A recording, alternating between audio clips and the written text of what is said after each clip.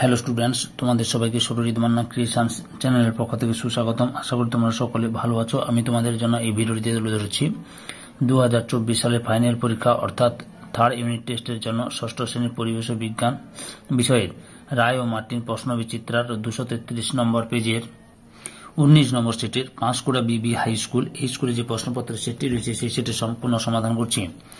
তার আগে তোমাদের কাছে অনুরোধ, তোমরা ভিডিওটি না টেনে পুরোটা দেখো। ভিডিওটি কেমন লাগলো কমেন্ট করে জানিও, ভিডিওটিতে লাইক দাও এবং শেয়ার করো। আলোচনা শুরু করছি। একের দাগে সঠিক উত্তরটি নির্বাচন করে লেখো। প্রথম প্রশ্ন, একটি তরল ধাতু হল অপশন বি পারদ। 2 নম্বর প্রশ্ন, স্প্রিং তুলা দিয়ে মাপা হয় বস্তুর অপশন এ তে ওজন। 3 নম্বর প্রশ্ন, উই পোকার প্রধান খাদ্য হল অপশন সি তে সেলুলোজ। 4 নম্বর প্রশ্ন হল 4 ডিগ্রি সেলসিয়াস উষ্ণতায় 1 লিটার জলের ভর অপশন বি তে 1 কেজি। 5 দাগে স্বাস্থ্য কেন্দ্র থেকে পাওয়া যায় এমন বর্জ্য পদার্থ হল অপশন সি তে ইঞ্জেকশনের সিরিঞ্জ। 6 নম্বর প্রশ্ন, কোন রাশিটি মৌলিক নয় অপশন এ তে আয়তন।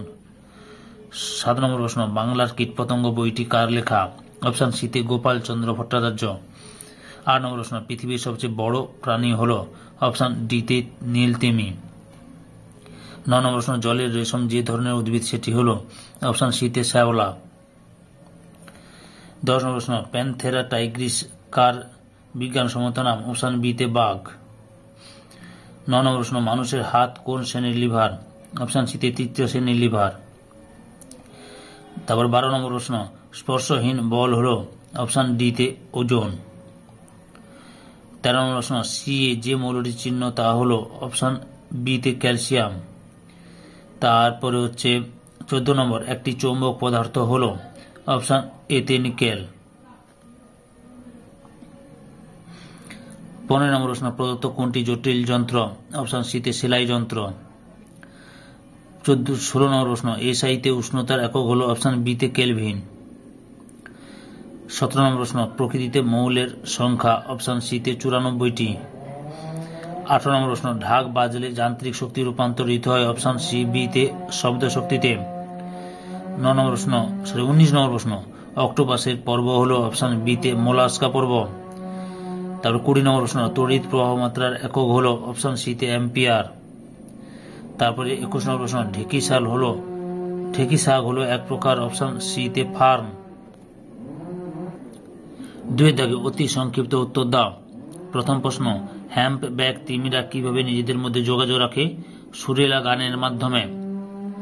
2 নম্বর প্রশ্ন, পচা ডিমের গন্ধযুক্ত গ্যাসের নাম কি H2S অর্থাৎ সালফার ডাইঅক্সাইড হাইড্রোজেন সালফাইড। 3 নম্বর প্রশ্ন, নেকটার কি উদ্ভিদের ফুলে অবস্থিত এক প্রকার রসকে নেকটার বলে। 4 নম্বর প্রশ্ন, কার্বনের যোজ্যতা কত 4। তারপরে 5 নম্বর প্রশ্ন, দুজন আচরণ বিজ্ঞানীর নাম লেখো চার্লস ডারউইন, জাঁ অরিফেবা। 6 দাগে মাছ ধরার ছিপ কোন শ্রেণীর লিভার 3য় শ্রেণীর লিভার। 7 নম্বর প্রশ্ন, খাদ্য লবণ কি কি মৌলের পরমাণু দিয়ে তৈরি সোডিয়াম এবং ক্লোরিন। 8 নম্বর প্রশ্ন, একটি ব্যক্তবীজী উদ্ভিদের নাম লেখো পাইন। 9 নম্বর প্রশ্ন, ঘর্ষণের ফলে ক্ষয় হয় এমন একটি উদাহরণ দাও রবার। 10 নম্বর, গতি শক্তি থেকে তাপ শক্তিতে রূপান্তরের একটি উদাহরণ দাও। ছুরি কাঁচি প্রভৃতি শান দেওয়ার সময় আগুনের ফুলকি বের হয় এবং বস্তুগুলি উত্তপ্ত হয়ে ওঠে। 11 নম্বর প্রশ্ন, পুষ্টি স্তর কাকে বলে খাদ্য পিরামিডের এক একটি ধাপকে বলা হয় পুষ্টি স্তর বা ট্রপিক লেভেল। 12 নম্বর প্রশ্ন, সবচেয়ে হালকা মৌল কি হাইড্রোজেন। 13 নম্বর প্রশ্ন, ফড়িং কোন শ্রেণীর খাদক প্রথম শ্রেণীর খাদক। 14 নম্বর প্রশ্ন, লাল পিঁপড়েদের আরেক নাম কি নালসি পিঁপড়ে। 3 দাগে নিম্নলিখিত প্রশ্নগুলি সংক্ষিপ্ত উত্তর দাও যে কোনো 7টি। 1 নম্বরে, ধাতুর 2টি বৈশিষ্ট্য লেখো। ধাতুগুলি নমনীয় হয়, এই ধাতুগুলিকে হাতুড়ি দিয়ে পিটিয়ে পাতলা পাতে পরিণত করা যায়। সোনার উপর নমনীয়তা সবচেয়ে বেশি, তামা ও অ্যালুমিনিয়াম ধাতুর নমনীয়তাও খুব বেশি। ধাতুগুলি প্রসারণশীল হয়, সেই জন্য সোনা, রূপ, তামা প্রভৃতি ধাতুর লম্বা সরু তার তৈরি করা যায় যা বিভিন্ন কাজে ব্যবহৃত হয়। ধাতুগুলি তাপ ও তড়িতে সুপরিবাহী, এতদূর পর্যন্ত লিখবে। যেমন দুটি বৈশিষ্ট্য লিখতে বলছে, দুটি বৈশিষ্ট্য তুলে ধরবে তোমরা। 2 নম্বর প্রশ্ন, শুধু শীতকালে দেখা যায় এমন দুটি পাখির নাম লেখো। কাজল, খঞ্জনা।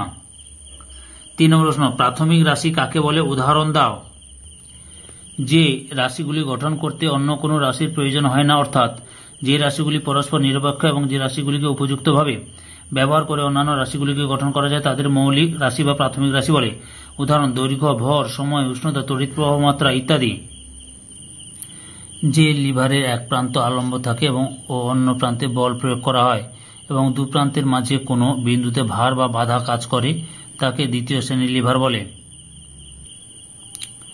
5 নম্বর প্রশ্ন, 4R বলতে কি বোঝায়? বর্তমানে বর্জ্য পদার্থ নিয়ন্ত্রণের জন্য 4টি ব্যবস্থা গ্রহণ করা হচ্ছে। একে 4R পদ্ধতি বলে। 4R বলতে বোঝায় reduce, reuse, recycle and refuse. 6 নম্বরে, সরীসৃপ প্রাণীদের দুটি বৈশিষ্ট্য লেখো। এরা স্থলে বসবাস করে, বুকের উপর ভর দিয়ে চলাফেরা করে, ডাঙাতেই ডিম পাড়ে এবং ডাঙাতেই বড় হয়।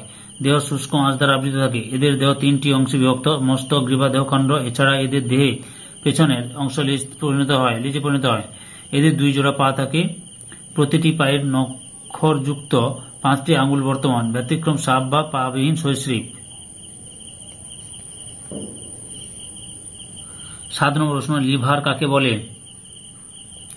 লিভার হল এক প্রকার সরল বা বক্র দণ্ড, যার মধ্যস্থ একটি স্থির বিন্দুকে কেন্দ্র করে দণ্ডটি অবাধে ঘুরতে পারে এবং দণ্ডের একটি নির্দিষ্ট বিন্দুতে বল প্রয়োগ করে অপর কোনো নির্দিষ্ট বিন্দুতে সক্রিয় বাধা অতিক্রম বা উত্তোলন করা যায়, যেমন কাঁচি, জাঁতি, চিমটা ইত্যাদি। 8 নম্বর প্রশ্ন, দুটি দ্বিবীজপত্রী গাছের নাম লেখো। আম, মটর। 4 দাগে 3-4টি বাক্যে উত্তর দাও। প্রথম প্রশ্ন, শ্রমিক মৌমাছির কাজ কি?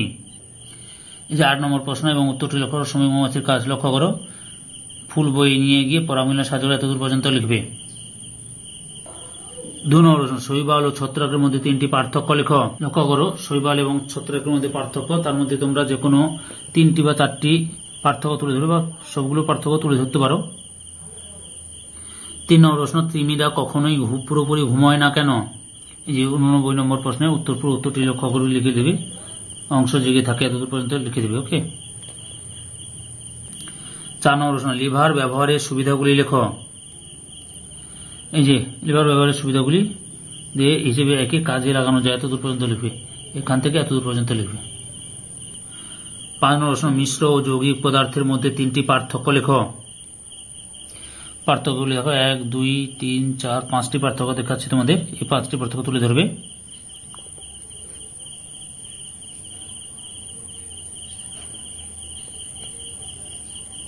ছয় নম্বর প্রশ্ন, আয়তন মাপক চঙ্গির সাহায্যে কিভাবে এক বিন্দু জলের আয়তন নির্ণয় করা যায়? এই যে প্রশ্ন এবং উত্তরটি লক্ষ্য করো। এখান থেকে শুরু করবে, এতদূর পর্যন্ত লিখে দেবে। ওকে। এই সেটের লাস্ট প্রশ্ন 7 নম্বর প্রশ্ন, সৌরশক্তি কি? এর দুটি ব্যবহার লেখো। এই যে সৌরশক্তি কি, এখান থেকে এত দূর লিখবে। আর এই ব্যবহার, এই যে সৌরশক্তি ব্যবহারটি দেখো, ব্যবহারটা এখানে 1 নম্বর থেকে একবারে সম্পূর্ণভাবে সৌরশক্তি নির্ভর এত দূর পর্যন্ত লিখবে। সম্পূর্ণ ভিডিওটি দেখে আমার চ্যানেলে পাশে থাকার জন্য তোমাদের সবাইকে অসংখ্য অসংখ্য ধন্যবাদ।